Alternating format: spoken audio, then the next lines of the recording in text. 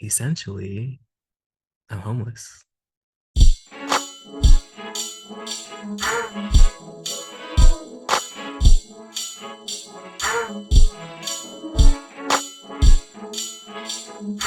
But on purpose.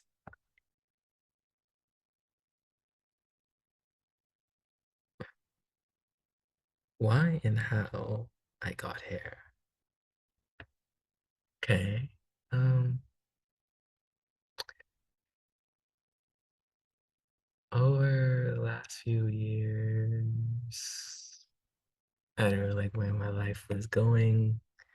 I'm working jobs, doing things I don't like, essentially. And I'm like tired of this. My intuition is telling me I should do something else, essentially. And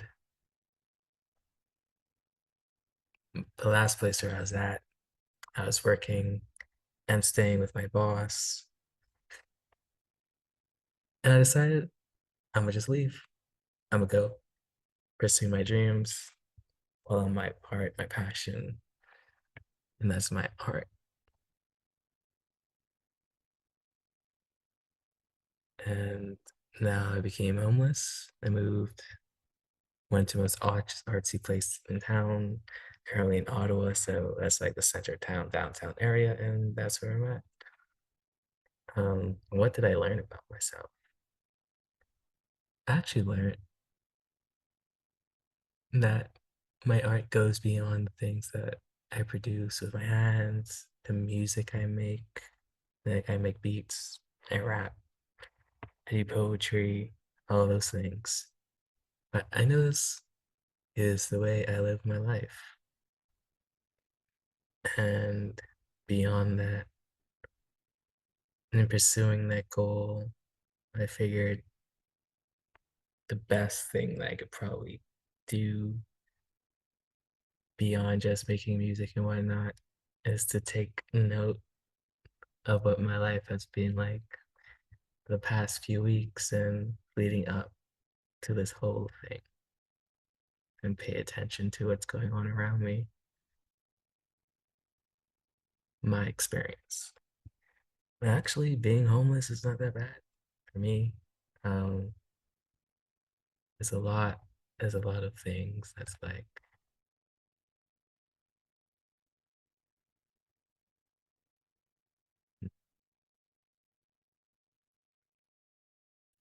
there's a lot of things that are actually very beneficial because I'm not homeless because I have a drug addiction or alcohol addiction or because I have emotional issues or traumas that I didn't necessarily deal with. It's simply because I want to pursue my dream. So, in terms of staying at a shelter, and the most important part about staying in shelter is keeping your bed. So, I'm able to manage my time quite effectively. And that's pretty simple. There's quite a few amenities around town that I can take advantage of. And I really appreciate it. So, that's what I do. Now, that's for me. The people around me, however, it's very different because they actually have drug problems, they actually have alcohol issues, they actually have unaddressed traumas and emotional issues. So for them, it's completely different. It is hard to keep these times, and it is hard to use the amenities and things happen. It's like it's hard for them to explain themselves to authorities and security guards why they're acting this particular way. So it's much different for them, much more difficult. And I do notice that there seems to be a lack of empathy or understanding about those aspects. And like people aren't just poor because people aren't just homeless because they can't find a job for a lot of them. It's a deeper issue that needs to be addressed with, you know, being the subject of abuse and emotional burden. And at least I could say that there are some shelters that have resources available to help deal with traumas. But from what I've seen, the shelter I stay at is the best.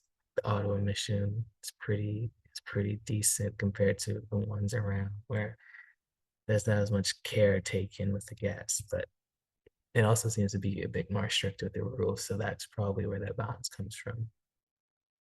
But that's what I see going on around me. And this leads into like a bigger question, like, but why is it like this? You know, there's a lot of people that are homeless. There's a lot of people who aren't homeless, but they can't make ends meet on the job or by working like a regular 9 to 5, or they have to do like overtime every day to make ends meet. Or there's even people in the homeless shelter that are quite functioning just like me, but they're not there to pursue anything more than a 9 to 5. But living spaces are so expensive that they work their job and live at the shelter. So because they can't afford it, like these are like grown men, so they're gonna need like almost like $3,000 saved up before they get a place for their own. And that's not even like a big spot. So because you gotta pay first and last month rent and all that.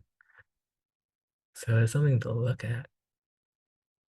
Like, and if we don't solve the problem in the next, I don't know how many years, but you might start seeing like riots and whatnot because people can't make ends meet anymore. It's so bizarre. It's like the reason why this is happening, from my point of view, is because everything is so expensive. And I know some people may say the answer would be to give people more money, but no, because the way inflation works, that really wouldn't be much of a solution. But I think the answer more lies in making things more affordable, but not just like how they have affordable housing with this and that, like on a government program. But if there's a way to just slash all prices anywhere you are, like countrywide, in an incremental way, I think that would be more beneficial. Um, like, because I suppose the major argument for, well, I don't really know, but I'm imagining that if you like slash prices or whatever, it may be a lot for the economy to adjust to, but that's why you do it slowly. Take a certain percentage, analyze the logistics over a 10-year period or whatever, and say, well, if we take away this amount of like the average price of things or this price compared to what it was 10 or 20 years ago, and we head towards that direction on the past prices, then in the middle, there may be some equilibrium where people could work, a typical job without having to spend all like wreck themselves every day, work a typical 8 hour job and actually live a normal life without having that say pay them more. You just somehow find a way, slash prices. If you do, start small. Find a particular area where you could test this out in, do it there, see see what the ramifications are of such a project, and slowly spread it out. Like, there's no reason to do this thing quickly, but there's no reason to not do anything at all. Because if this keeps going 50 years, oh man, it's gonna be bad.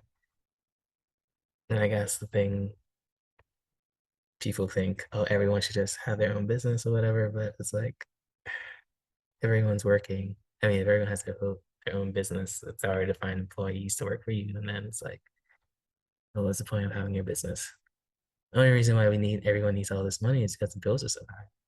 if you find ways to cut bills, find ways to like mitigate the problem, because I assume the businesses they have large bills to pay. Well, if the businesses have large bills to pay, if you're able to somehow get businesses to pay next to no bills, essentially you're able to keep the employees' wages the exact same and lower, and then the product prices are lower, right?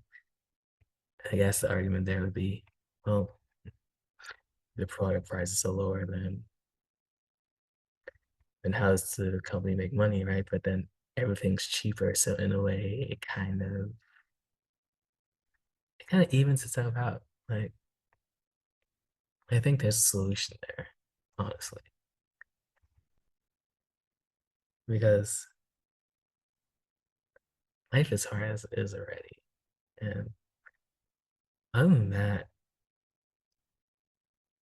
like I do notice that, yeah, a lot of the homeless people are filled with people that have been abused, like I mentioned before, but also with abusive characteristics. Probably a mixture of the two, because as you notice, the world is just a naturally abusive place. Like you work a job, and like you're being abused at the job, your managers just are on you, your your coworkers are on you.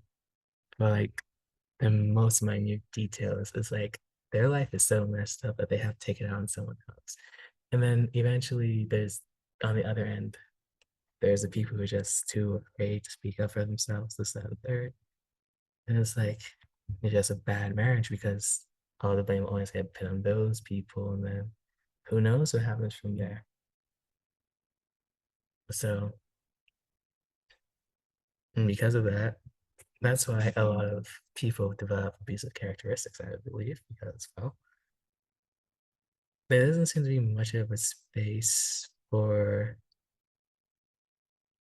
a lot of these abused people that isn't so extreme where you can really see it. Like it's a bit covert. It's a bit, you know, they play with your emotional strings. So it's like, you know, people turn a bit of a blind eye to it, right? And because of that, these people are forced to also become abusive to keep them safe. Me personally, I don't subscribe to that paradigm. I just go. You don't have to worry about me anymore. With some people, what they do, they get even. Me, I just forget about you. I don't talk to you ever again. Like it's almost like you were just a dream. You don't even exist anymore for real. So that's how I operate with those type of situations. But yeah, I mean, it's obvious that the world is crumbling under beneath us, and we don't put certain systems in place to help it. It will crumble. Like, I don't know exactly what the end goal is going in this direction. Like, particularly with the money, it's like, okay, if you're super rich and everyone else is poor, eventually they retaliate. There's more of them than of you. So how are you going to protect yourself?